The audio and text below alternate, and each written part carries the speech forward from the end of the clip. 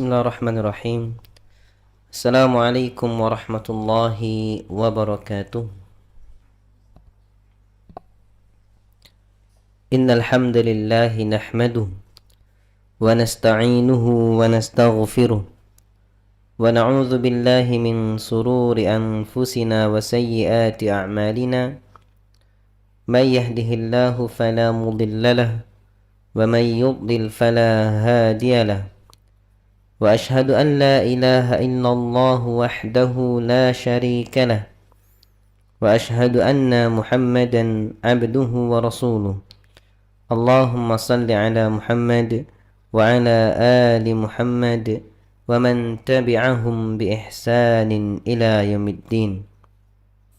وقال تعالى: يا أيها الذين آمنوا اتقوا الله حق تقاته ولا تموتن إلا وأنتم مسلمون.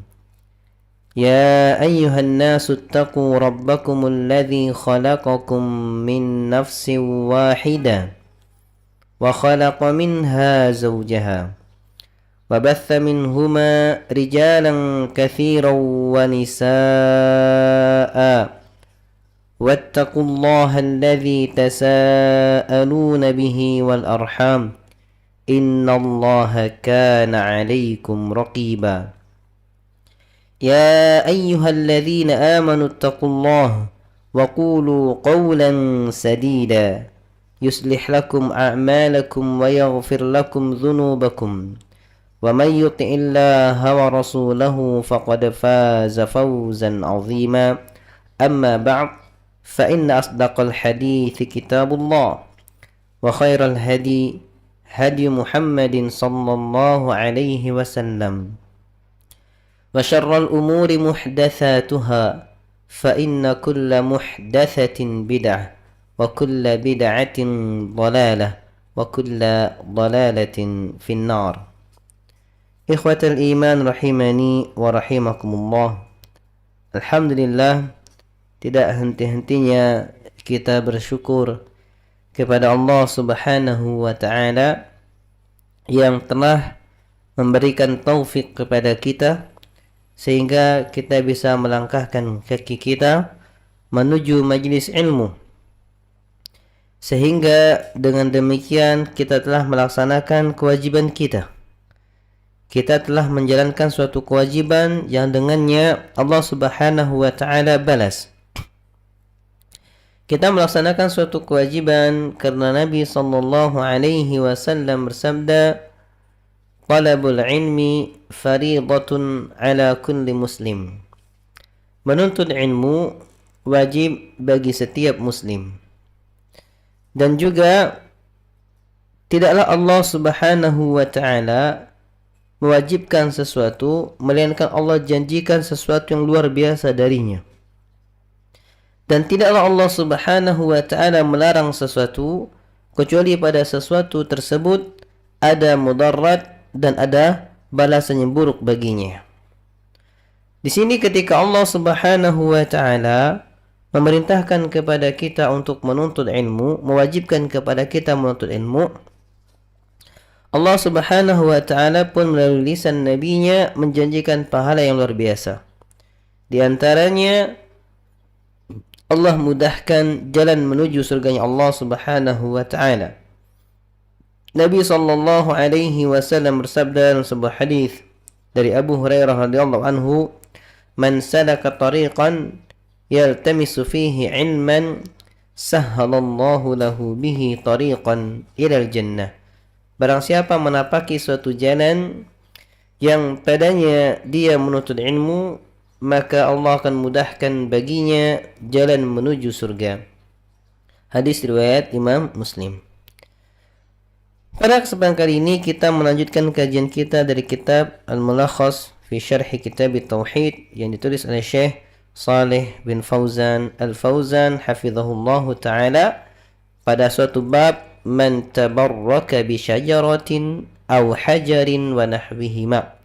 Bab pembahasan tentang siapa aja yang dia ngalap berkah dengan pohon atau bebatuan dan semisalnya. ngalap berkah, minta berkah kepada pohon, minta berkah kepada batu dan semisalnya. Bab ini dibangun di atas firman Allah Subhanahu wa taala, Quran surat An-Najm ayat ke-19 sampai dengan ayat ke-23. Di mana Allah Subhanahu wa taala berfirman, A'udzu billahi minasyaitonir rajim. Afara'aytumul Lata wal Uzza wa Manata ats-tsalitsata al-ukhra. Alakumudz dzakaru wa lahul untha. Tilka idzan qismatun diza. In hiya illa asma'un sammaytumuha antum wa aba'ukum ma anzalallahu biha min sultan. Iyattabi'una illa adh-dhann wa ma tahwa al-anfus wa laqad ja'ahum min rabbihimul huda.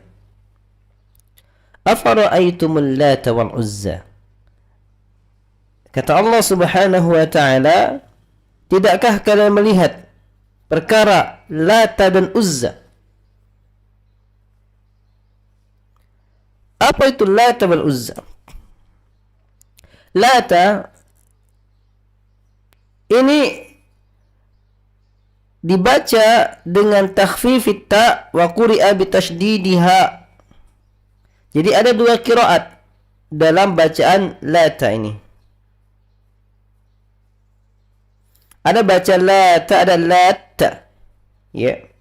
Sehingga makna yang pertama, Lata adalah ismu sakhratin bayda'a manqushatin 'alaiha baitun bit-Ta'ifi. Jadi Lata itu artinya suatu batu berwarna putih. Lata itu suatu batu berwarna putih yang dipahat yang di suatu rumah, berada di suatu rumah di kota Taif. Ini artinya Lata. Wa 'alal qira'ati tsaniyah yang dibaca dengan tasdid Lata, hiya ismu fa'il min latta. Dia isim fa'il dari kata latta, yang berarti li rajulin kana yalittu sawiqan lil haj famata fa'akafu ala qabrihi. Jadi latta itu dinisbatkan pada nama seseorang yang dia pada waktu itu yalittu sawq lil haj. Dia benar-benar pada waktu itu melayani orang-orang haji, orang saleh yang melayani orang-orang yang berhaji, menyambut tamu Allah Subhanahu wa taala. Lalu beliau meninggal. Dan kemudian mereka ini beriktikaf, mereka ini mengelilingi kuburannya. Jadi Lata ada dua makna ketika dibaca seperti itu, maka dia bermakna suatu batu berwarna putih yang dipahat di daerah Taif. Ada juga dia ketika dikatakan Lata, dia adalah nama orang yang saleh yang dia kerjaannya melayani tamu-tamu Allah ketika haji. Nah, mereka ini kemudian diagungkan. Maka Allah katakan, bagaimana kamu? Apakah kamu enggak ngelihat tentang keadaan Lata wal Uzza dan juga Uzza? Apa itu Uzza? Kalau kita lihat terjemahannya, Lata Uzza nama Tuhannya, nama sesembahan orang-orang musyrik Mekah pada waktu itu. Nama sesembahannya. Tapi apa wujudnya? Nah, jadi nama sesembahan ini sesembahan diberi nama Lata, yaitu dia bentuknya batu putih besar yang dipahat. Kemudian dia diberi nama Lata karena untuk mengenang orang yang soleh yang senantiasa menjamu tamu Allah ketika berhaji. Kemudian Uzza ada juga nama sesembahan berhala mereka, orang-orang musyrik Quraisy di masa itu, yang mereka beri nama Uzza. Uzza itu adalah syajaratu samarin qad buniya haulaha wa ju'ila laha astarun baina Makkah wa Taif. Suatu pohon samr, pohon yang berwarna kecoklatan, ya,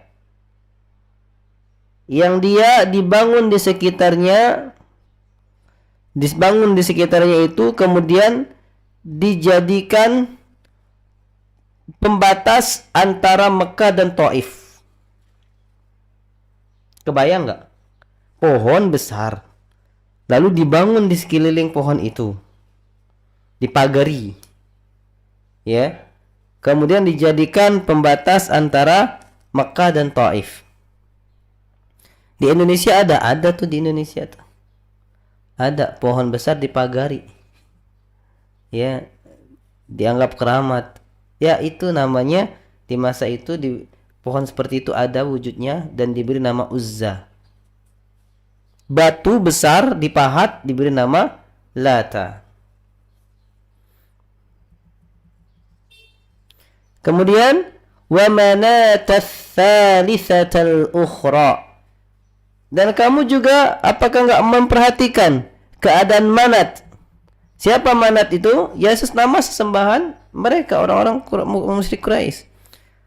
Tapi Manat itu bentuknya sanamun bil musallali baina Makkah wal Madinah. Dia sanam, patung, dan diletakkan antara Makkah dan Madinah. Jadi ada sesembahan mereka itu ada diletakkan antara Makkah dan Taif. Uzza tadi ada diletakkan di suatu rumah di Taif. Namanya tadi Lata. Terus ada diletakkan di antara Makkah dan Madinah. Patung, bentuknya patung besar. Itu disebut diberi nama Manat. Tuhan itu, sembahan mereka itu diberi nama Manat. Wal manat wa manat ats-tsalitsata al-ukhra. Dan yang ketiga yang lainnya. Wal manat ats-tsalitsata al-ukhra. Dan Manat, ya, yang ketiganya. Terjemahnya. Lafal tsalitsatal ukhra dalam ayat ini zammun laha bit-ta'akhuri. Adalah celaan untuk patung tersebut al-ukhra bit-ta'akhur, karena dia yang terakhir. Maksudnya al-muta'akhiratul wadi'atul miqdar, yang dia terakhir diletakkannya, ditetapkan sebagai sembahan mereka. Kemudian Allah Subhanahu wa taala berfirman, lihat. Jadi di sini Allah menyuruh kita memperhatikan bagaimana keadaan orang-orang musyrik Quraisy di masa itu, dan orang-orang musyrik intinya yang dia menjadikan batu besar dipahat dan dikeramatkan. Kemudian ada yang menjadikan pohon besar dikeramatkan, dan ada yang menjadikan patung dikeramatkan, disembah. Alakumudz dzakaru wa lahul untha, kata Allah. Apakah untuk kalian anak-anak laki-laki dan untuk Allah anak perempuan? Maksudnya apa? Taj'aluna lakum ma tuhibbuna wa huwa dzakar.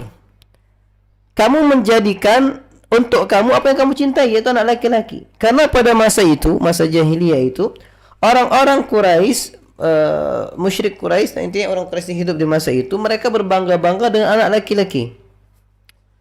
Dan mereka merasa terhina dengan lahirnya anak perempuan. Bahkan anak perempuan dikubur hidup-hidup. Ya. Kemudian di sini, karena anak perempuan merupakan aib bagi mereka, anak laki-laki merupakan kebanggaan, lalu mereka menjadikan walahul untha, dan untuk Allah anak perempuan. Mereka menjadikan taj'aluna lahul inatha haitsu taqulun al malaikatu banatullah. Dia menjadikan anak perempuan aib ini untuk Allah. Ketika mereka mengatakan malaikat adalah anak-anak perempuannya Allah. Nah, pernyataan mereka malaikat adalah anak perempuannya Allah, ini suatu penghinaan.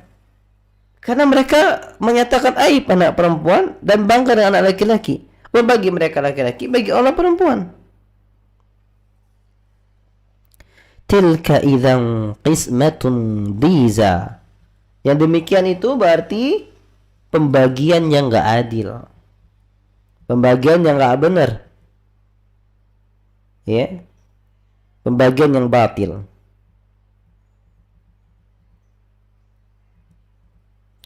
In hiya illa asma'un sammaytumuha antum wa aba'ukum ma anzalallahu biha min sultan. In hiya, mereka itu Lata, Uzza, wa Manat, hanyalah nama-nama yang kalian namakan saja. Suatu benda yang kalian beri nama, kalian dan bapak-bapak kalian dan nenek moyang kalian yang kasih namanya. Ma anzalallahu biha min sultan. Allah enggak menurunkan satu keterangan pun tentang hal itu yang menyatakan dia layak disembah, enggak ada. Itu cuma nama yang dinamakan oleh kamu dan nenek moyang kamu.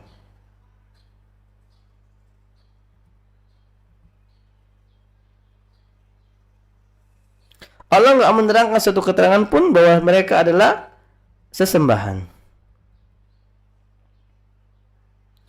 Iyattabi'una illa dhanna wa ma tahwal anfus. Mereka tidaklah mengikuti kecuali prasangka saja. Prasangka saja. Oh, ini orang soleh nih. Ini orangnya soleh nih. Oh, kita ingin mengenang dia, kita buat patungnya dia. Lalu kita setiap kali melihat patungnya, kita termotivasi untuk berbuat kesolehan seperti dia.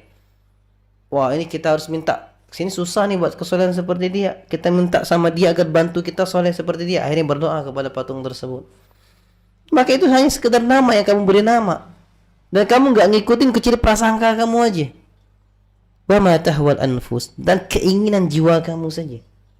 Ikuti perasaan dan keinginan jiwanya.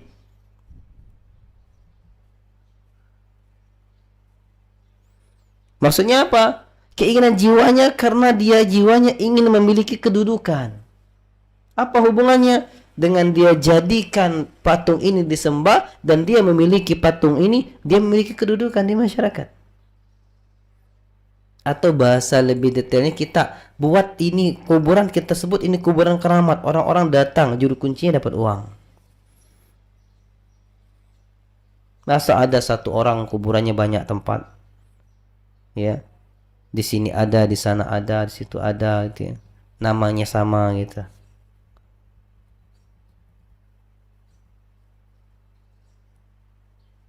Maka ada orang bilang, oh saya tahu kuburannya di daerah ini, kok ada juga daerah ini? Masya Allah, sakti benar. Bukan sakti benar, kamu tuh dibohongin. Bukan orang itu sakti benar, kuburannya banyak, tapi kamu dibohongin orang. Ya. Dan percaya lagi gitu. Walaqad ja'ahum mir rabbihimul huda. Padahal sungguh telah datang kepada kalian suatu petunjuk dari Rabb kalian. Ayat ini khatul iman rahimani wa rahimakumullah benar-benar sangat tegas menjelaskan bagaimana Allah mencela dan Allah menegur, menganggap salah, menyalahkan perbuatan orang-orang musyrik zaman dulu yang dia menjadikan batu besar sebagai batu keramat yang kemudian disembah. Maksud disembah itu enggak mesti seperti kita, intinya disembah itu diberikan kepadanya bentuk peribadatan, doa, meminta, ya, bersandar, menganggap mulia dan semacamnya. Itu namanya menyembah, beribadah kepadanya. Pohon besar dijadikan keramat, batu besar dijadikan keramat, maka menyembah batu tersebut. Pohon besar dijadikan keramat, maka berarti menyembah pohon tersebut. Ya, dan terakhir patung ya dibuat kemudian dianggap memiliki kekuatan, bisa memberi manfaat, bisa menolak mudarat, maka dia menganggap itu Tuhan, berarti menyembahnya, mempertuhankannya.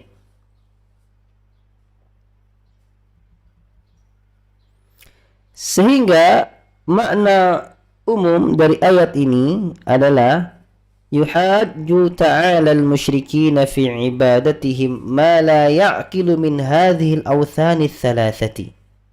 Allah Subhanahu wa taala menegur, membantah orang-orang musyrik dalam peribadatan mereka yang tidak masuk akal. Dari mereka menjadikan Tuhan tiga berhala ini, Lata wa Manata wal Uzza. Madza ajadtum? madza ajadtuhum wa yubbikhuhum ala jawrihim fil qismati haitsu nazzahu anfusahum anil inathi wa ja'aluha lillah. Apa yang kejadikan kepada mereka, kata Allah?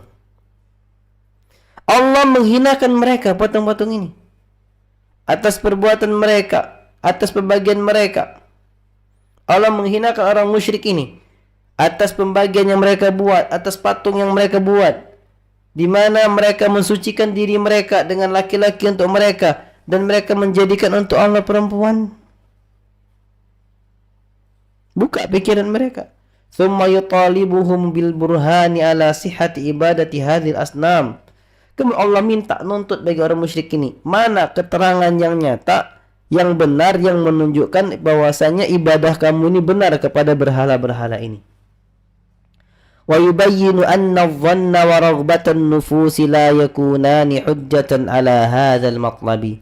Dan Allah juga pada ayat ini menjelaskan bahwasanya mengikuti prasangka saja, atau karena ingin mendapatkan, karena memperturutkan keinginan jiwanya mendapatkan kedudukan tadi, tidak bisa keduanya itu menjadi alasan dalam menjadikan berhala itu Tuhan.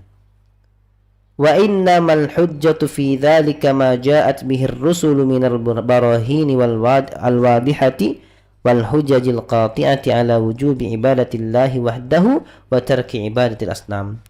Yang dinamakan hujjah, alasan, yang dalil alasan dalam hal ini adalah apa yang didatangkan oleh Rasul berupa keterangan-keterangan yang jelas dan bukti-bukti yang mantap akan wajibnya beribadah kepada Allah semata dan meninggalkan peribadatan kepada berhala. Ini makna dari ayat ini. Sehingga hubungan antara ayat ini dengan bab ngalap berkah tadi, anna fiha tahrimat tabarruki bil asjari wal ahjari wa i'tibaruhu syirkan. Bahwasanya ayat ini kaitannya dengan bab, pada ayat ini ada pengharaman ngalap berkah dengan pohon, bebatuan, dan Allah anggap perbuatan tersebut sebagai kesyirikan. Jadi kalau tanya apa hukumnya saat mengeramatkan pohon, mengeramatkan batu, haram. Bagaimana pelakunya? Pelakunya bisa jatuh kepada kesyirikan. Fa inna ubbaba hadhihi al-asnam al-madhkurati innama kanu ya'taqiduna husul al-barakati minha bita'zimiha wa du'aiha. Lihat, Allah katakan itu syirik dengan perbuatan mereka, para penyembah-penyembah berhala ini. Dan Allah katakan para penyembah berhala yang disebutkan di atas tadi, bahwasanya mereka ini hanyalah meyakini dalam pengagungannya kepada berhala tadi, mereka hanyalah meyakini untuk mendapatkan keberkahan dengan cara mengagungkan benda-benda tersebut dan meminta berdoa kepada benda-benda tersebut. Gampangnya gini, ikhwatal iman. Jadi orang itu tadi yang mengkeramatkan pohon, batu dan semacamnya, ketika dikatakan syirik, dia akan menganggap enggak, saya meyakini yang ngasih manfaat mudarat itu Allah, tapi saya hanya mencari keberkahannya saja, mengikuti guru-guru saya dengan menjadikan keramat pohon ini. Itu namanya ngalap berkah, dan perbuatan itulah yang Allah katakan syirik. Kok syirik? Aku kan tetap minta sama Allah. Ya itulah namanya syirik. Kamu minta sama Allah, minta juga kepada selain Allah. Kamu mengagungkan Allah, mengagungkan juga selain Allah. Kamu minta keberkahan dari Allah, minta keberkahan juga dari selain Allah. Berarti dalam hal ini kamu menduakan Allah. Menduakan Allah bahasa Arabnya syirik. Mensyirikkan Allah. Itu bahasa syirik tuh.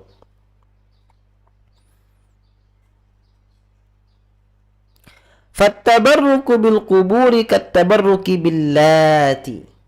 Sehingga tabarruk, ngalap berkah dengan kuburan, sama halnya dengan ngalap berkah kepada Lata. Kenapa? Karena Lata itu adalah kuburan. Ya, yang tadi pohon batu besar yang dipahat yang dijadikan tempat, jadikan rumah, itu tempat dianggap sebagai kuburannya orang tadi soleh tadi.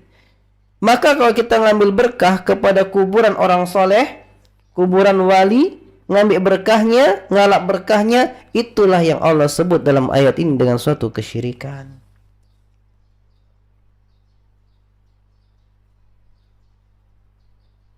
Misalnya ada istilah apapun namanya. Nah, ini harus difahami ikhwatal iman. Hukum itu dalam sifatnya, bukan namanya. Al-i'tibaru fil haqiqati la fil asma. Yang dijadikan anggap hakikatnya, bukan namanya. Jadi walaupun orang ngasih nama misalnya ngalap berkah diganti namanya dengan apapun, mau kasih nama haul, mau kasih nama ziarah religi, mau dikasih nama apa namanya tadabbur hayat, ketika dia mendatangi kuburan dan ngalap berkah pada kuburan tersebut, maka hakikatnya dia ngalap berkah kepada kuburan. Ketika dia datang ke kuburan dan dia meminta bantuan dari penghuni kubur, atau dia mengagungkan penghuni kuburan tersebut karena penghuni kubur tersebut orang soleh, maka itulah yang disebut dengan tabarruk, dan itu yang disebut dengan kesyirikan. Apapun nama yang dia buat, karena yang dianggap bukan namanya, tapi yang dianggap adalah hakikatnya. Sama kayak orang bilang perkara, oh saya enggak makan riba, saya hanya ngutang, dia bayar bunga. Ini bukan riba, ini bunga.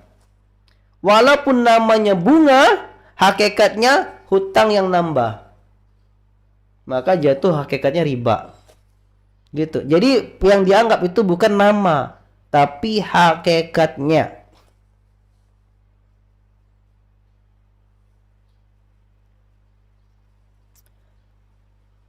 Wabil asjari wal ahjari kat tabarruki bil uzza wa manat. Nah, kalau orang tabarruk, mengkeramatkan, mengagungkan, menganggap berkah suatu pohon dan batu, maka dia sama halnya dengan tabarruk dengan uzza wa manat. Ya, dengan uzza wa manat. Karena tadi Lat itu kan kuburan ya, intinya kuburan. Lata wa manat wal uzza adalah pohon atau batu. Kemudian apa namanya, wal manat tsalitsatu, dan manat tadi adalah uzza tadi adalah pohon, manat tadi adalah batu karena sonam, ya, berhala dari batu. Jadi ngalap berkah kepada kuburan sama dengan kasus orang syirik dengan nyembah Lata. Orang ngalap berkah dengan pohon sama dengan dia berbuat syirik di masa itu dengan Uzza. Orang yang menyembah batu sama dengan berbuat syirik seperti pada masa kafir Quraisy, dia menyembah Manat. Apa yang bisa kita ambil faidah dari ayat ini? Yang bisa kita ambil faidah dari ayat ini, yang pertama, anna tabarruka bil asjari wal ahjari syirkun. Bahwasanya kita ngalap berkah dengan kepada pohon dan bebatuan hukumnya syirik. Saya ulang lagi, ngalap berkah itu melakukan perbuatan itu mencari keberkahan atau menganggap agung benda tersebut, menganggap mulia benda tersebut. Itu namanya ngalap berkah. Ditambah lagi kalau meyakini benda tersebut bisa mendatangkan manfaat, bisa menolak mudarat. Makanya hukum seperti ini jatuhi dengan hukum syirik. Yang kedua, yang bisa kita ambil faidah dari ayat ini, masyru'iyyatu mujadalatil musyrikina liibtalil syirki wa taqdirit tauhid. Di sini ayat ini memberikan faidah. Ketika kita membaca ayat ini, maka ayat ini memberikan faidah disyariatkannya kita untuk mengajak diskusi, untuk mendebat orang musyrik dalam rangka membatalkan kesyirikannya dan menetapkan perkara tauhid. Kok bisa seperti itu, Ustaz? Dari mana kita ngambil faedah seperti itu? Dari redaksinya Allah mendebat orang-orang musyrik. Allah buka pikiran mereka bahwasanya yang mereka lakukan ini adalah suatu kesalahan, suatu kesyirikan, dan harusnya dia nyembah kepada Allah semata. Maka ketika Allah membantah orang musyrik, berarti membantah orang musyrik suatu syariat Allah tetapkan. Maka disyariatkan juga bagi kita hamba Allah untuk kita mendebat atau mengajak diskusi orang-orang musyrik dalam rangka membatalkan kesyirikannya dan dalam rangka menguatkan tauhid kepadanya.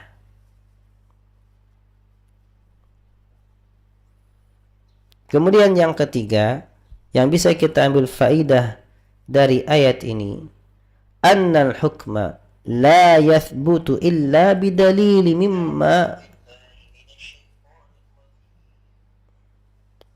annal hukma la yathbutu illa bidalili mimma anzalallah la mujarrada dhanni wa hawan nafs. Bahwasanya hukum itu tidaklah tetap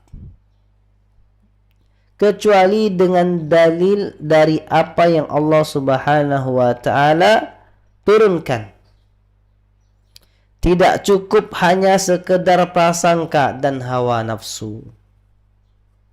Dari mana kita bisa mengambil faedah ini? Dari tadi, in hiya illa asma'un sammaitumuhunna antum wa aba'ukum ma anzalallahu biha min sultan. Itu enggak lain hanyalah nama-nama yang kalian namakan dan bapak kalian namakan, yang Allah enggak menurunkan keterangan dalam hal itu. Iyattabi'una illa dhanna. Mereka enggak mengikuti kecuali hanya prasangka saja. Wa ma tahwal anfus, dan hawa nafsunya saja. Maka di sini jelas hawa nafsu dan prasangka tidak bisa jadikan hukum. Yang jadi tidak bisa ditetapkan sebagai hukum. Yang ditetapkan sebagai hukum adalah apa yang Allah Subhanahu wa taala turunkan. Contoh perkara ini banyak. Misalnya ada orang yang prasangkanya, dia ini nggak datang nih kajian. Wah, ini sudah menyimpang orang ini. Karena saya ngelihat dia ini hadir di tempat-tempat maksiat. Saya dengar orang ini hadir di tempat-tempat maksiat. Wah, nih tidak benar. Nah, nggak bisa jadikan hukum. Kenapa?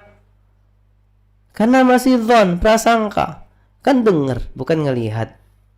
Gitu yang pertama. Yang kedua, bisa jadi dia nggak hadir karena memang dia hadir di tempat lain yang lebih intens ilmunya, yang lebih baik tempatnya mungkin.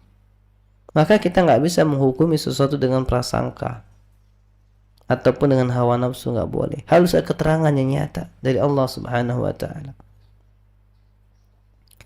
Kemudian yang keempat yang bisa kita ambil faidah dari ayat ini, annallaha qad aqama al-hujjata bima arsala minar rusuli wa anzala minal kutubi.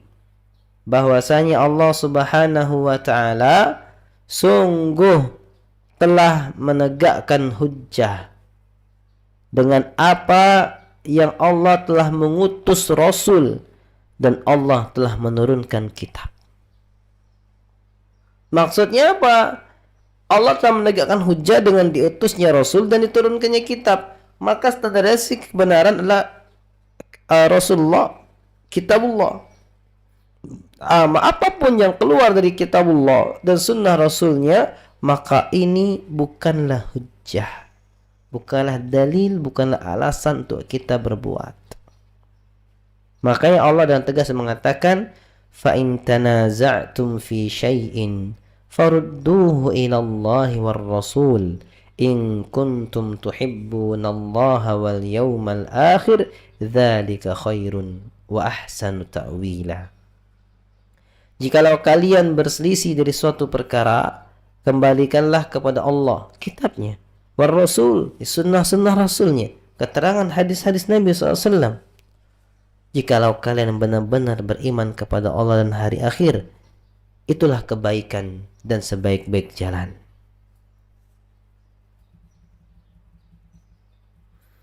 Kemudian ikhwatal iman rahimani wa rahimakumullah, Asy-Syaikh di sini membawakan dalil lagi tentang kesyirikannya ngalap berkah tadi dengan suatu hadis Nabi sallallahu alaihi wasallam. Halaman 91 dari kitab PDF-nya. An Abi Waqid al-Laythi qal, dari Abi Waqid al-Laythi, beliau berkata, kharajna ma'a Rasulillah sallallahu alaihi wasallam ila Hunain. Katanya, kami pernah pergi bersama Rasulullah sallallahu alaihi wasallam menuju Hunain. Suatu daerah Hunain. Karena terjadi perang Hunain di situ. Wa nahnu hudatsa'u ahdin bi kufrin. Kata Abu Waqid al-Laythi, pada waktu itu kami adalah orang yang baru masuk Islam. Yang baru keluar dari kekafiran. Jadi baru masuk Islam. Walil musyrikina sidratun ya'kufuna indaha. Dan orang-orang musyrik itu punya di daerah sana itu punya sidrah, punya pohon besar yang mereka senantiasa mengelilinginya. Berdiam diri di sekeliling pohon besar tersebut. Wa yanutuna biha aslihatahum. Dan mereka, orang-orang musyrik tersebut, senantiasa menggantungkan senjata-senjata mereka. Ngalap berkah. Mereka meyakini pohon tersebut memiliki keramat, keistimewaan. Lalu senjata mereka digantungkan di pohon-pohon tersebut agar senjata mereka memudahkan mereka berperang, agar senjata mereka hebat, agar bisa membantu mereka dalam menumpas musuh.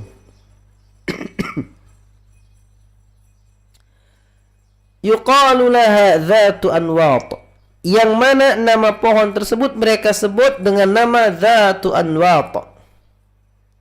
Nama pohon tersebut dhatu anwat, pemilik yang digantung. Jadi pohon yang memiliki gantungan. Dhatu anwat saja sebut namanya. Famararna bisidratin. Lalu kata Abu Waqid al-Laythi, ketika menuju Hunain tersebut, kami melewati pohon tersebut. Pohon Dhatu Anwat tadi. Faqulna ya Rasulullah. Maka kami berkata kepada Rasulullah, wahai Rasulullah, ij'al lana dhata anwatin kama lahum dhatu anwat. Wahai Rasulullah, jadikanlah untuk kami dhat anwat sebagaimana mereka memiliki dhatu anwat. Maksudnya apa? Maksudnya sahabat Nabi yang baru masuk Islam ini, mereka pengen Nabi buatkan kayak gitu juga. Ada suatu pohon yang Nabi tetapkan pohon ini berkah, yang mereka bisa duduk di situ, bisa menggantungkan senjata mereka di situ, mencari berkah dari pohon tersebut. Faqala Rasulullah sallallahu alaihi wasallam. Maka Rasulullah sallallahu alaihi wasallam bersabda, Allahu Akbar. Masya Allah. Nabi langsung bertakbir Allahu Akbar. Saking besarnya perkara ini. Bukan perkara main-main. Perkara besar. Kalau perkara main-main, kamu nih gitu Pak. Ini Allahu Akbar. Langsung bertakbir Nabi. Perkara besar. Perkara yang sangat besar. Karena perkara kesyirikan. Ini menunjukkan besarnya perkara ini, yaitu kesyirikan. Innahas sunan, kata Nabi SAW. Sesungguhnya yang demikian itu adalah jalan perbuatan orang-orang musyrik dahulu. Lalu mana keterangan yang menyatakan perbuatan itu syirik? Nabi katakan, Qultum walladhi nafsi biyadi. Kalian telah mengatakan Demi Allah yang jiwaku berada di tangannya. Jadi Nabi benar-benar menegaskan, sungguh dan sungguh demi Allah yang jiwaku berada di tangannya, kalian benar-benar telah mengatakan kama qalat Banu Israil li Musa, sebagaimana perkataan Banu Israel kepada Musa. Apa perkataan Banu Israel? Banu Israel itu, Banu artinya dalam bahasa Arab anak keturunan. Israel itu Israel. Israel nama lain panggilan bagi Nabi Yakub alaihi salam. Maka Bani Israel adalah anak keturunannya Nabi Yakub alaihi salam yang begitu banyaknya menjadi umat Yahudi. Ya, jadi Bani Israel, kenapa Bani Israel itu orang bilang Yahudi? Ya karena memang umat itu agamanya Yahudi. Umat Nabi Isa alaihissalam agamanya Nasrani. Semuanya Islam. Nabi Musanya Islam, Nabi Yakubnya Islam, Nabi Isa Islam. Tapi umatnya, mereka menamakan agama mereka Nasrani untuk pengikut Nabi Isa. Untuk Bani Israel menamakan agama mereka Yahudi. Dan Allah yang namakan itu. Sungguh kalian benar-benar mengatakan seperti apa yang dikatakan Bani Israel kepada Musa. Apa yang dikatakan Bani Israel kepada Musa alaihissalam? Ij'al lana ilahan kama lahum aliha.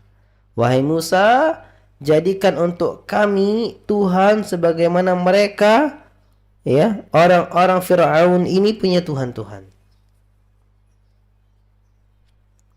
Lihat, Nabi katakan demi Allah perkataan kalian ya Rasulullah, jadikan untuk kami Zatu Anwat sebagaimana mereka Zatu Anwat. Sama dengan perkataan Musa kepada Bani Israel. Pertama seperti perkataan Bani Israel kepada Musa, wahai Musa, jadikanlah kami Tuhan sebagaimana mereka punya banyak Tuhan. Ini dalil yang sangat tegas yang menyatakan proses ngalap berkah itu sama aja dengan mentuhankannya. Mentuhankan selain Allah sama dengan mensekutukan, bukan sama, ya itulah namanya mensekutukan Allah, mensyirikkan Allah subhanahu wa ta'ala.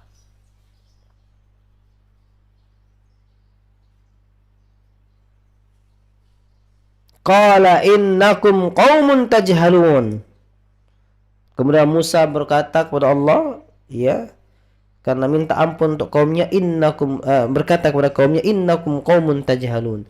Sesungguhnya kalian ini dengan ucapan kalian tadi, kalian adalah kaum yang bodoh. Kalian gak tahu itu kesyirikan. Dari ini ikhwatal iman, kalau kita masih menganggap berkah, cincin ini sakti, atau gelang ini sakti, bisa menyembuhkan penyakit ini, tanpa ada keterangan yang nyata secara ilmiah, atau dari nas dari Quran dan Sunnah, ya, katanya aja percaya, maka kamu kaum yang bodoh, kata Nabi Musa alaihissalam. Membangun sesuatu keyakinan tanpa ada dalil yang kuat, baik dari Quran Sunnah maupun ilmiah. Dan akibat kebodohanmu itu, kamu berbuat kesyirikan tanpa kamu sadari.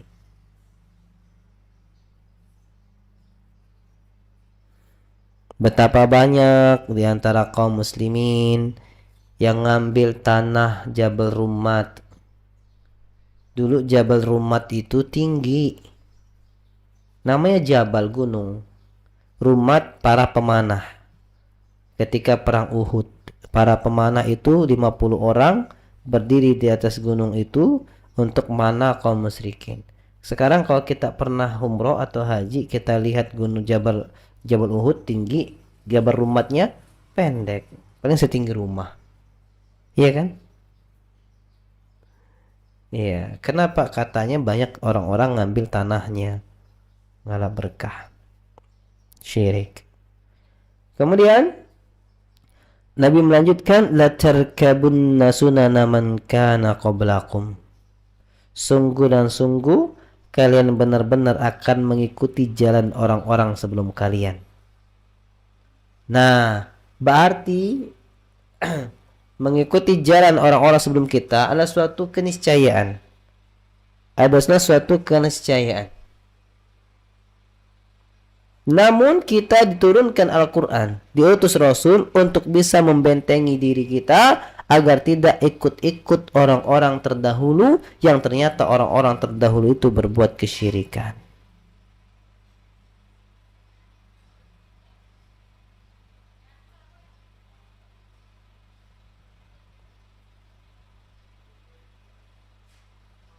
Makna umum dari hadis ini, berkata muallif di sini rahimahullahu taala, hafizahullahu taala, yukhbiru Abu Waqidin an waqi'atin fiha ajabun wa mau'izatun wa hiya annahum ghazaw ma'a Rasulillah sallallahu alaihi wasallam qabilata Hawazan. Di sini Abu Waqid Al-Laythi memberitakan tentang perkara yang realita terjadi, yang padanya ada perkara yang sangat-sangat mengherankan, dan padanya ada nasihat, peringatan, yaitu perkara tersebut adalah bahwasanya mereka pernah berperang bersama Rasulullah SAW memerangi kabilah Hawazan. Wa kana dukhuluhum fil Islam qariban, yang pada waktu itu mereka baru masuk Islam. Fa khafiya alaihim amru syirk, sehingga tersembunyi dari mereka itu perkara syirik. Maksudnya apa? Mereka nggak banyak tahu tentang kesyirikan. Mereka baru masuk Islam, jadi nggak tahu itu perkara syirik atau enggak.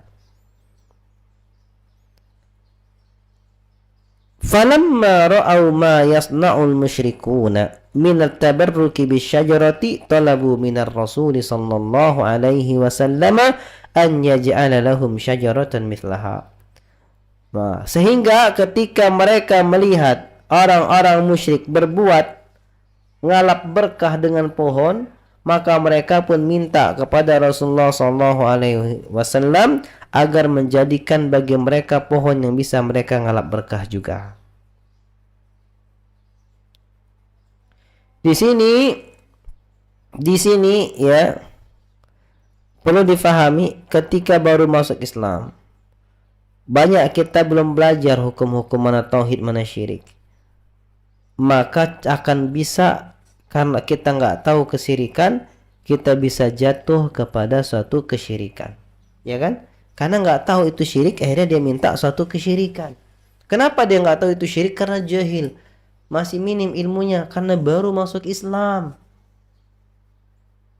Maka keputusan mereka itu salah. Dan perlu dipelajari juga, ambil hikmah dari kisah ini ya ikhwatul iman. Ini dalil bahwasanya kalau kita baru hijrah, baru masuk Islam, wajib banyak belajar. Karena kita banyak nggak tahu. Ini sungguh memprihatinkan ikhwan ataupun akhwat yang baru hijrah, baru ingin mendalami ilmu agama, sudah bisa memvonis ini sesat, ini kafir, ini apa, sudah bisa mengatur-ngatur yang dia nggak punya ilmu dalam halnya, yang sudah bisa membuat inovasi sendiri dalam beribadah, ternyata itu suatu kesyirikan. Walaupun penampilannya sunnah, tapi karena jahil. Ya karena jahil. Misalnya ngajak, ayo kita rombongan ikut kami. Kita adakan wisata religi Wali Songo misalnya. Kita ajak ke sini nih, kuburan ini, agar kita bisa menteladaninya macam. Nggak sadar dia ngajak orang kepada kesyirikan. Oh enggak, ini cuma mau menjelaskan bahwa itu syirik. Ya enggak lah, nanti kalau meninggal di situ gimana? Ini hati-hati, makanya pentingnya ilmu. Kemudian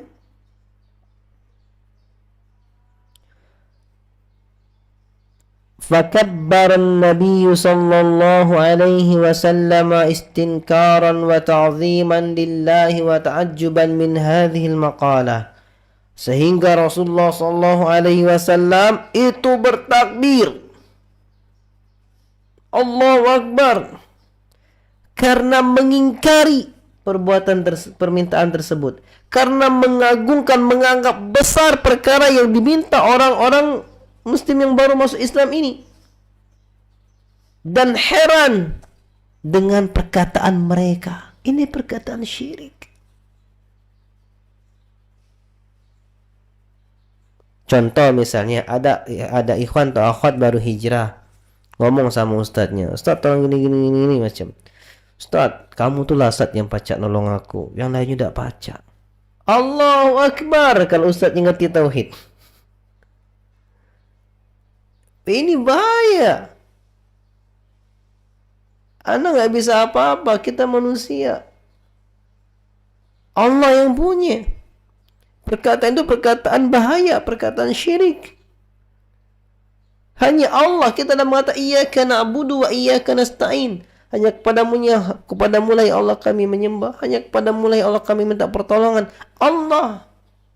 Wa 'alallahi fatawakkalu in kuntum mu'minin. Hanya kepada Allah lah kamu hendaknya bertawakal jika kamu beriman. Saya hanya wasilah.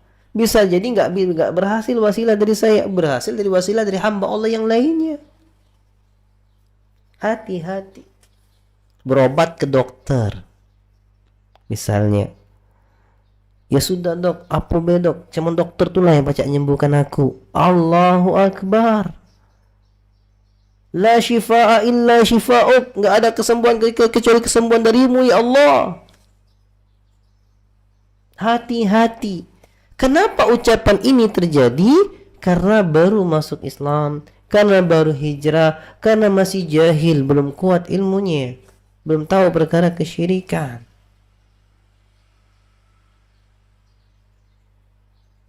Yang benar gimana? Ya benar, ya tolong diikhtiarkan dok, insyaallah. Semoga Allah mau memberikan taufik dan memudahkan kesembuhan melalui perantaramu. Kayak gitu yang benar.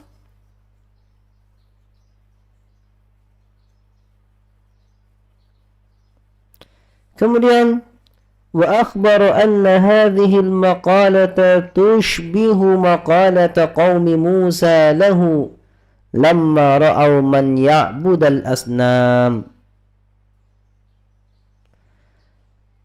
Lamma ra'aw man ya'bud al-asnam.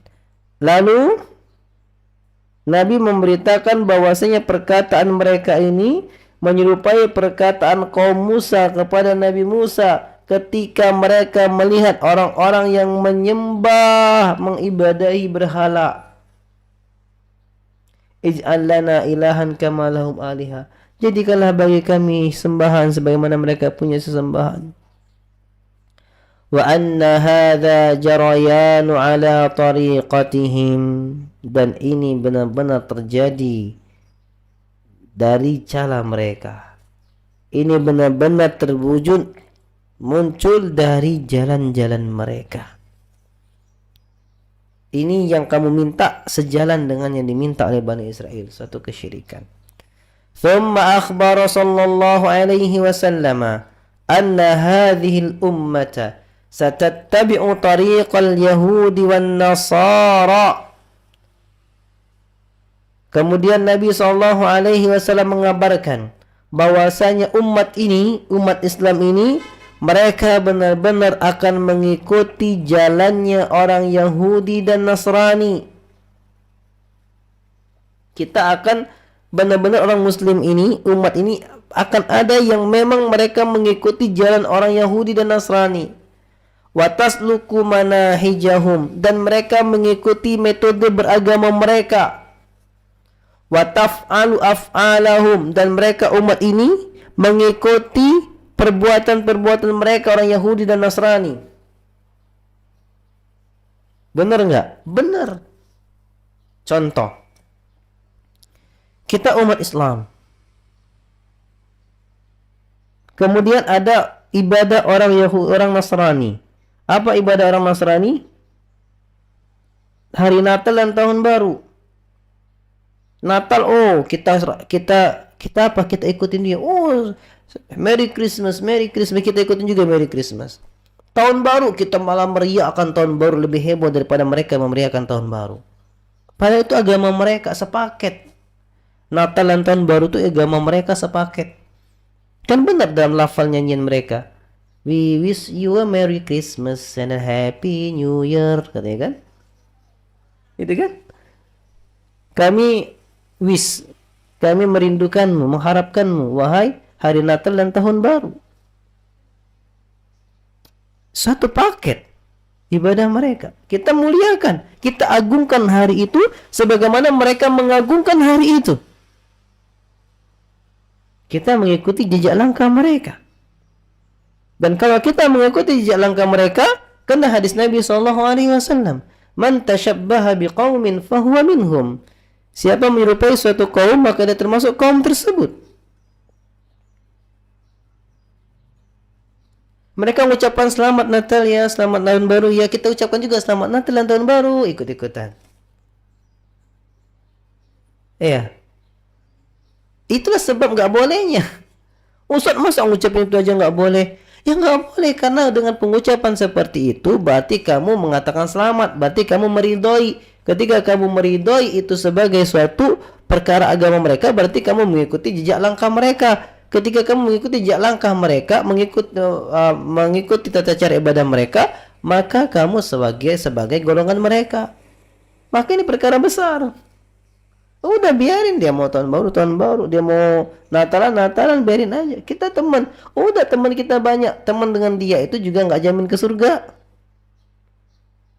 Kita sama orang kafir wajib benci dengan kekufurannya, tapi kita wajib adil dalam bermuamalah. Paham? Adil bermuamalah, bermuamalah adil. Bergaul, berbisnis ya, adil. Sama dengan orang muslim, kita perlakuan sama. Gak boleh menzaliminya, gak boleh menyakitinya, gak boleh mengganggunya, sama. Tapi hati kita benci dengan kekufurannya. Nah, kalau kita benci kekufurannya, dia berbuat kufur, kita mau ikut, berarti kita ridho, senang dengan kekufurannya.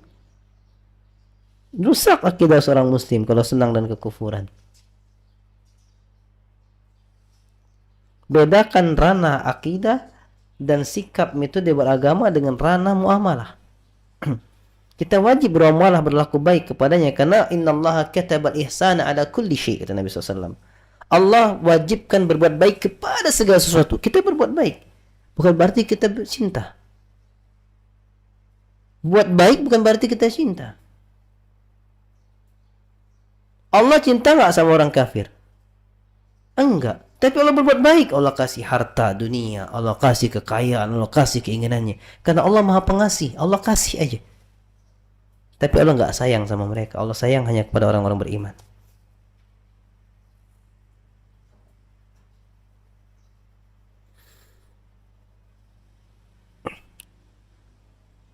Lihat, ketika Nabi katakan seperti itu, benar-benar kita akan mengikuti langkah mereka. Ditambah lagi, Valentine, jalannya pendeta di sana ya yang berzina, kita juga rayakan hari itu. Ini termasuk orang mengikuti langkah-langkah orang terdahulu. Ya. Lalu apa kata Nabi SAW di sini? Lalu apa penjelasan dari makna hadis ini? Wa huwa khabarun ma'nahu dzammu wat tahdhiru min hadzal fi'l. Kabar berita konteks ini bermakna celaan dan peringatan dari perbuatan tersebut. Jadi ketika Nabi mengatakan sungguh kamu benar-benar akan mengikuti langkah orang-orang musyrik terdahulu, orang-orang kafir terdahulu, Yahudi, Nasrani. Ini ungkapan celaan dan ungkapan peringatan. Makanya jangan sekali-kali kamu ikuti langkah mereka.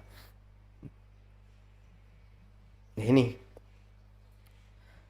Kalau masih bingung, mungkin bertanya lagi, Ustaz, gimana kalau kita ngucapin cap gome misalnya sama Imlek gitu kan? Lah, Yahudi Nasrani aja dilarang, apalagi ausan, agama-agama buatan manusia, agama samawi aja Yahudi Nasrani kita ngikut dilarang, apalagi agama Majusi, penyembah matahari dan semacamnya, tambah dilarang.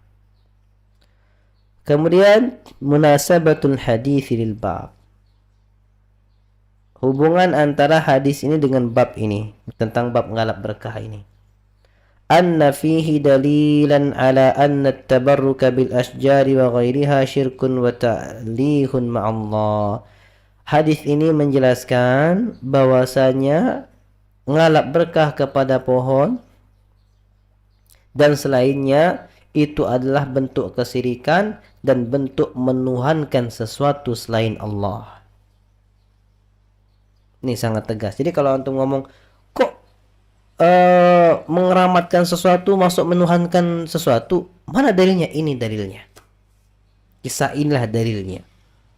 Di mana Nabi menganggap itu suatu kesyirikan. Sehingga ikhwatal iman rahimani wa rahimakumullah, apa yang bisa kita ambil faidah dari hadis ini? Faidah yang bisa kita ambil dari hadis ini, anna tabarruka bil asjari syirkun wa mithluha al ahjar wa ghairuha. Jadi dari hadis ini kita sangat kokoh, berilmu, mantap bahwasanya ngalap berkah dengan pohon adalah suatu kesyirikan, dan yang semisalnya batu ya dan yang lainnya itu juga merupakan suatu kesyirikan. Ustaz, aku dikasih sama tetanggaku itu suatu batu, Ustaz, katanya ini batu zamrud, ini bisa menjaga, menolak bala, suruh dikantongkan, suruh dipakai terus cincin ini karena ini bisa menolak bala. Ya itu sama pembahasan sebelumnya, suatu kesyirikan. Dan yang kedua yang bisa kita ambil faidah dari hadis ini, annal muntaqila minal batil alladhi i'tadahu la yu'minu an yakuna fi qalbihi baqiyatun min tilkal adah.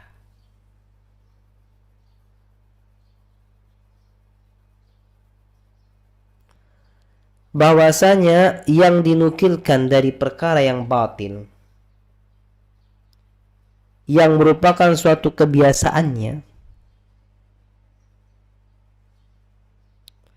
itu tidak menjadikan aman, bahwasanya di hatinya itu akan ada sisa dari ibadah adat tersebut. Maksudnya apa?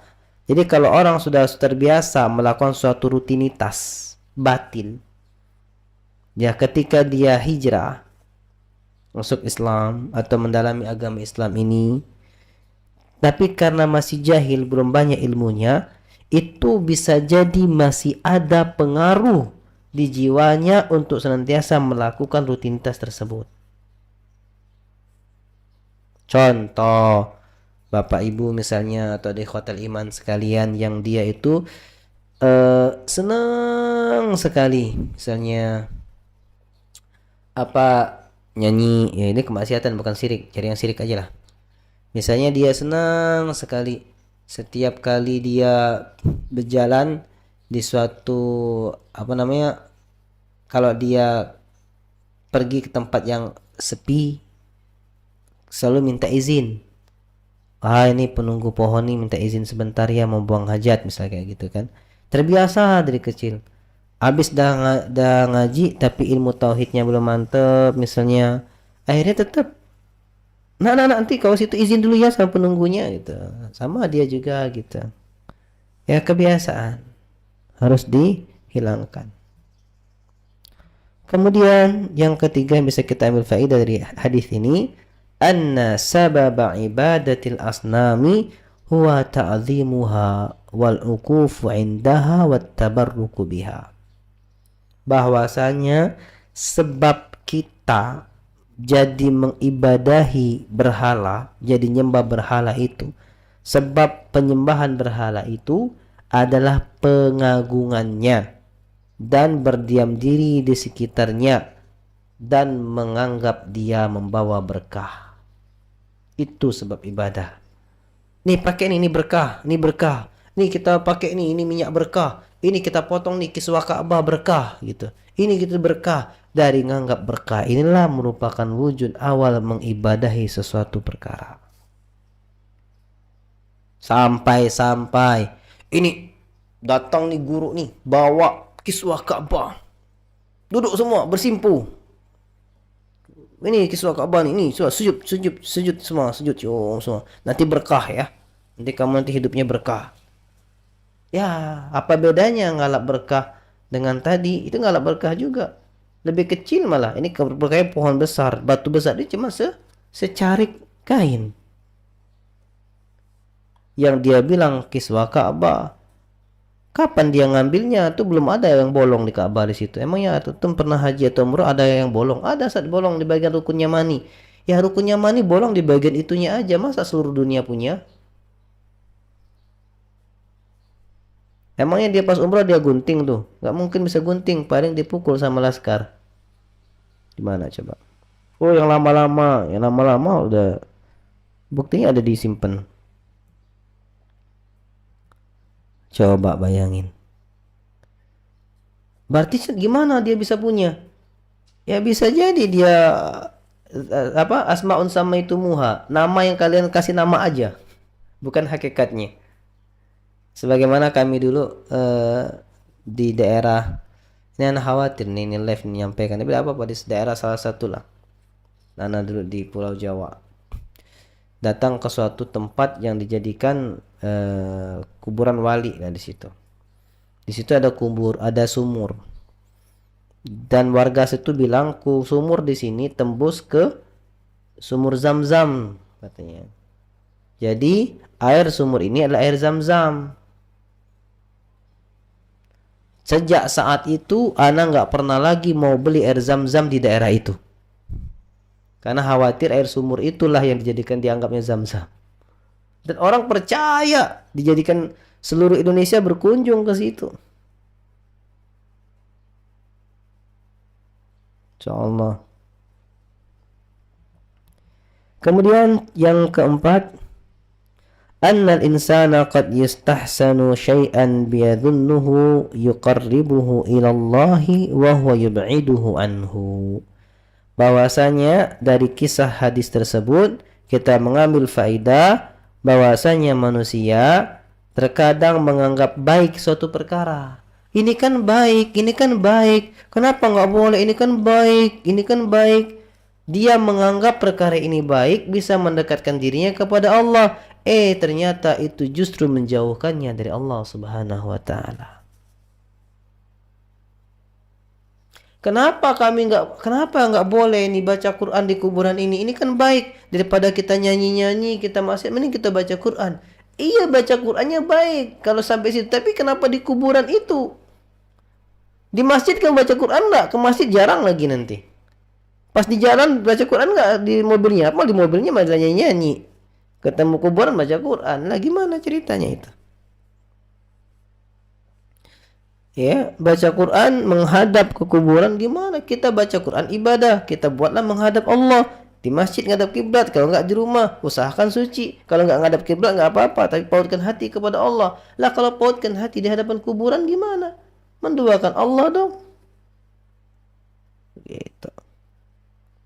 Yang kelima, annahu yanbaghi lil muslimi an yusabbiha wa yukabbira idza sami'a ma la yanbaghi an yuqala fid dini wa 'inda ta'ajjubi.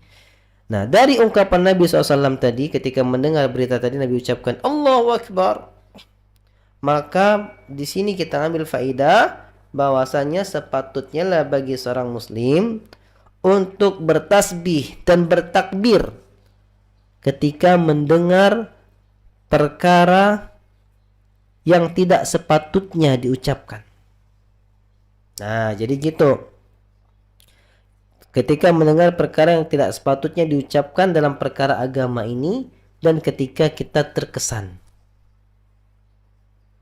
terkejut, ya, maka patutlah kita mengucapkan tasbih atau takbir.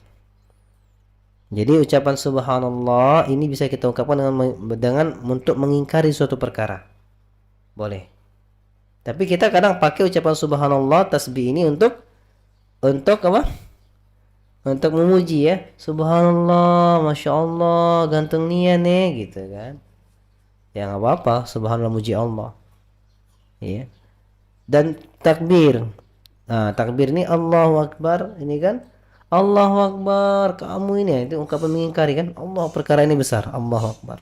Allah yang maha besar dari perkara ini. Sepatutnya ucapin seperti itu ya. Nah, ane mendengar ini ane teringat teringat khutbah salat istisqa-nya saya Sudais waktu umroh pertama 2008. Beliau khutbah bahwasanya istighfar kita ini kan mukmin ini diwajibkan atau disyariatkan banyak-banyak istighfar. Nabi sampai 100 kali istighfar. Tapi yang jadi masalahnya di masa sekarang ini istighfar kita itu yang harusnya kita mohon ampun dari dosa, istighfar kita harus diistighfarkan lagi. Istighfar kita butuh diistighfarkan lagi. Kenapa? Apa emang istighfar kita dosa? Istighfar mohon ampun dari dosa. Astagfirullahaladzim, Allah aku mohon ampun dari dosa kepadamu yang maha agung. Tapi istighfar kita butuh diistighfarkan lagi. Apa maksudnya? Karena terkadang istighfar kita zaman sekarang ini menjadi mukaddimahnya dosa. Paham? Marah sama anaknya. Astagfirullah nih adek, nakal nian, mirip cak bapaknya. Nah, laju bapaknya kesangkutan juga. Laju bapaknya melok-melok ya. Ngatai bapaknya. Istighfar. Tapi mukaddimah untuk marah. Akhirnya istighfar kita butuh diistighfarkan lagi.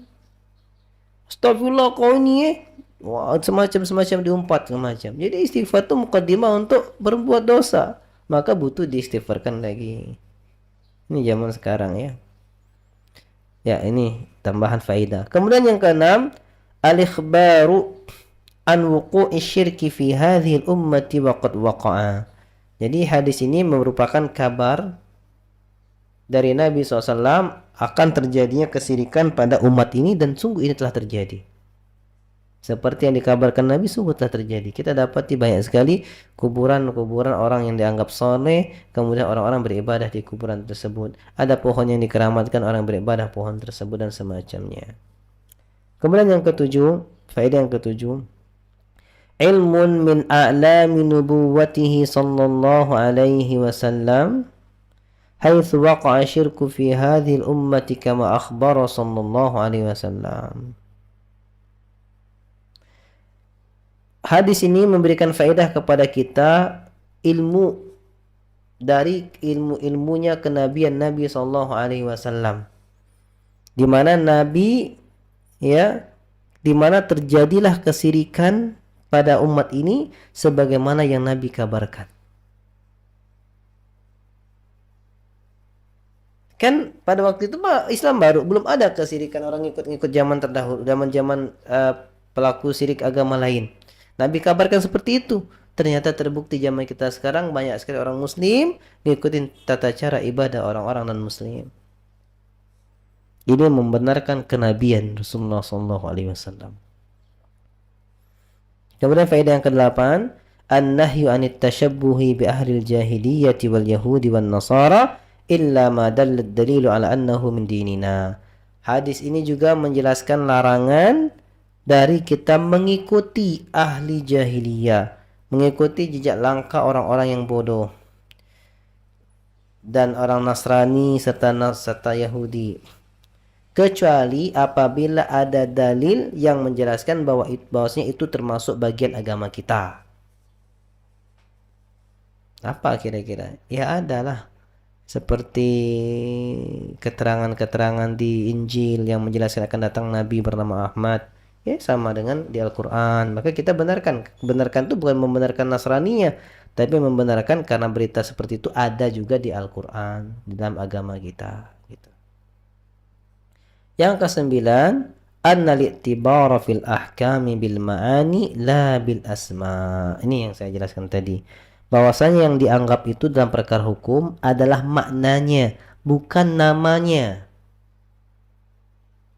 Maknanya, antum mengalap berkah kepada pohon, ya berarti tabarruk sama pohon, syirik sudah. Walaupun antum bilang enggak, ana enggak ngalap berkah. Ana cuma mengagungkan pohon ini. Apapun namanya, bentuknya ngalap berkah dan dia syirik kita. Yang dia jadikan yang jadikan rujukan bukan namanya, tapi maknanya. Kalau antum mengagungkan pohon ini dan antum menganggap pohon ini bisa memberikan berkah, berarti sama aja antum ngalap berkah. Walaupun antum nggak bilang ngalap berkah. Ataupun antum pakai istilah lain, pakai istilah bahasa Inggris, wish blessing misalnya, mengharapkan keberkahan. Tetap walaupun namanya wish blessing ngarap berkah juga. Kesyirikan.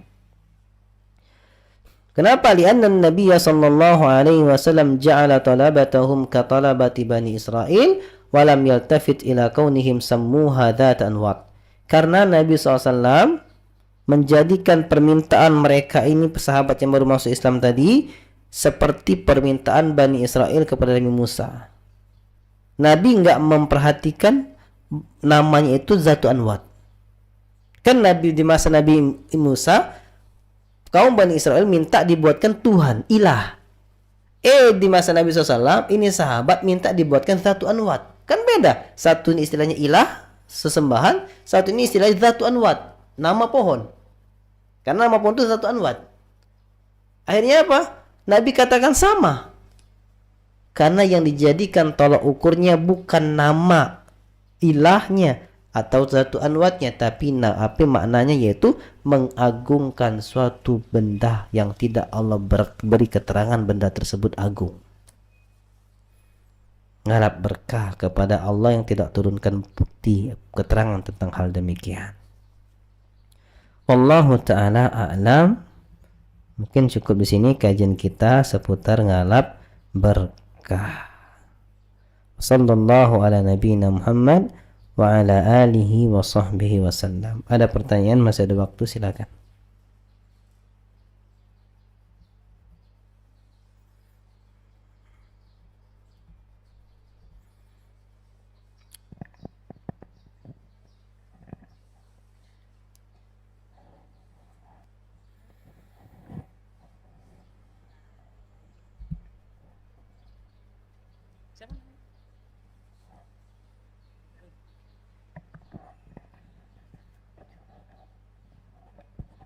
Ada pertanyaan? Assalamualaikum warahmatullahi wabarakatuh. Waalaikumsalam warahmatullahi wabarakatuh. Ustadz mau tanya, kalau kondisinya misalnya seorang istri sama suami kan berdiskusi, misalnya pakai logo pink, suami pakai logo biru, terus istrinya tuh memilih logo biru pilihan suami, berharap berkah dari Allah karena apa, ridho suami itu kan bentuknya ibadah, itu termasuk pemikiran yang salah nggak Ustadz? Ulang logo biru itu apa maksudnya, ulang? Misalnya kan suami istri kan diskusi sama apa tentang logo yang akan dipilih. Misalnya si istri milih logo pink, si suami milih logo biru. Nah si istri akhirnya memilih logo biru karena pilihan suami kan menyenangkan suami kan bentuk ibadah. Nah berharap berkah dari Allah dari yang apa usaha yang akan dijalani itu karena kan berkah karena apa ridho suami itu berharap berkah dari Allah itu termasuk pemikiran yang salah nggak Ustadz, maksudnya Ustadz? Oke. Ana tetap pegang mic-nya biar kita dua arah. Kan namanya belajar agama itu sebagaimana sabda Nabi, man yuridillahu bihi khairan yufaqihu fid din. Siapa yang Allah inginkan kebaikan, Allah akan fahamkan perkara agama. Ana akan buat. Sekarang anti dari pertanyaan anti kan sebenarnya udah jelas, bisa Ana jawab, bisa Ana tangkap, tapi Ana mau buat anti buka pikiran. Dari pertanyaan anti tadi, anti itu berarti ngalap berkah dengan warna birunya apa ngalap berkah dengan keridhaan suaminya? Menyenangkan hati suami Ustadz. Berarti anti ngalap berkah mencari keberkahan dengan menjalankan keridhaan suami. Bukan Ustadz, maksudnya itu kan iya kan? Bukan gimana? Anti mau mendapatkan berkah dengan cara menggapai ridho suami kan? Bukan mengharap berkah dengan warna biru ini berkah loh gitu, bukan. Tapi anti menganggap berkahnya dengan anti mentaati suami ridho, dengan begitu ada keberkahan. Iya Ustadz, begitu maksudnya. Ya kan, berarti anti mengharap berkah dari keridhaan suami. Iya Ustadz. Bukan dari warna birunya kan? Bukan. Nah sekarang keridhaan suami ada dalilnya nggak? Ada. Di mana Nabi SAW bersabda, khairun nisa idza ra'aitaha sarratka wa idza amartaha ata'atka. Sebaik-baik istri itu ada ketika kamu lihat dia menyenangimu, ketika kamu perintahkan dia mentaatimu. Sehingga berkah yang anti harapkan dengan dari mentaati suami ini adalah ada buktinya dari Allah, ada keterangan dari Nabi SAW, ada nasnya, maka boleh. Itu yang kata Allah, ma anzalallahu biha min sultan. Ditegur orang musyrik karena menganggap ini berkah tapi nggak ada keterangan dari Allah Subhanahu wa taala. Sama kayak orang diribut nih. Ini orang, si suami bingung, si istri pengen warna kuning, si ibunya pengen warna merah. Ini perkara mubah semua, kuning mubah, merah mubah. Ah udahlah ngambil merah aja, nyari ridho orang tua. Berkahnya ya nggak apa-apa. Karena ini bukan mengatakan warna merah aja karena warna merah ini membawa keberkahan. Guruku bilang warna merah ini berkah. Nah, ini salah. Nggak ada keterangan warna merah berkah. Jadi kalau kita keterangan mengharap ridho tadi nggak apa-apa. Allah taala alam. Satu lagi Ustadz, Iya. kalau misalnya kita ngasih hadiah kepada guru, berharap misalnya kasih pena, berharap pena ketika dipakai guru mengajarkan ilmu, mendapatkan berkah amal jariah seperti itu Ustadz.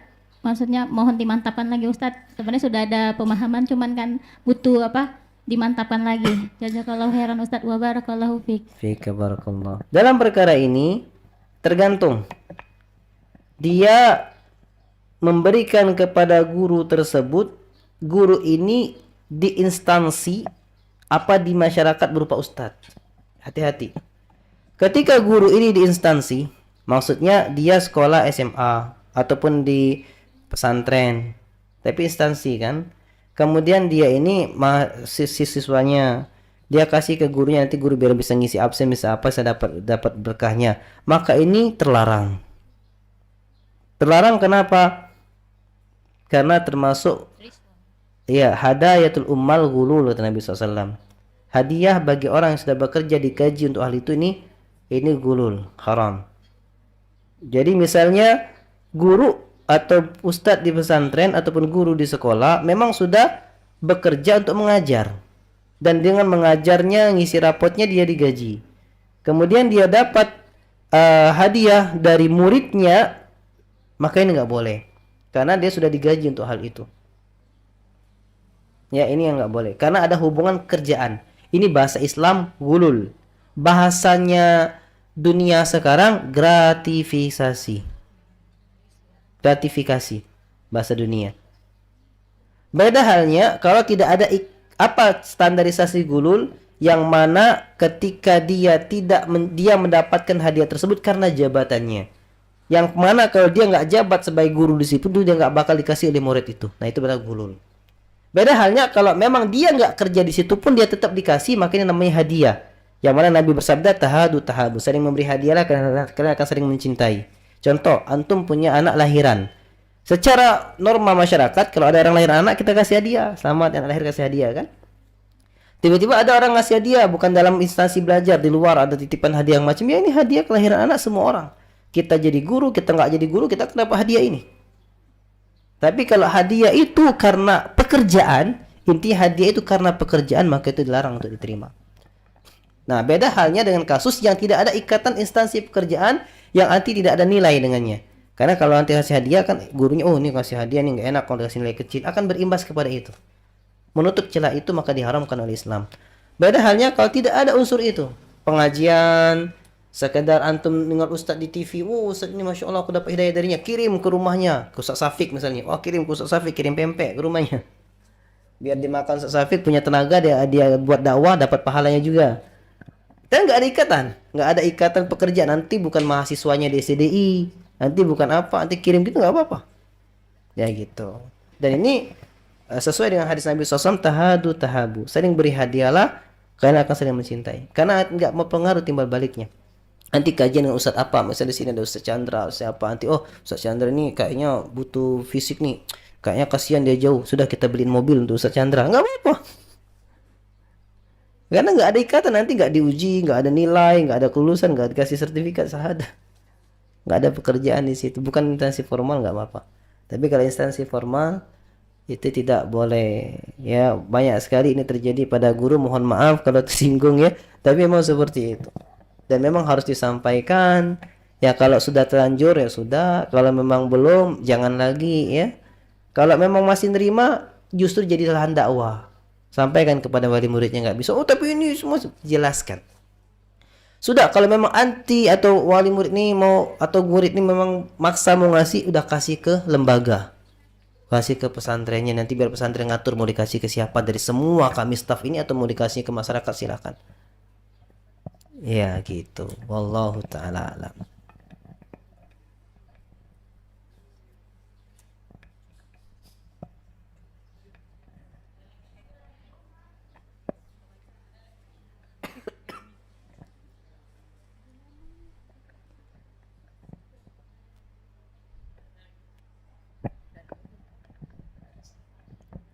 Cukup ya.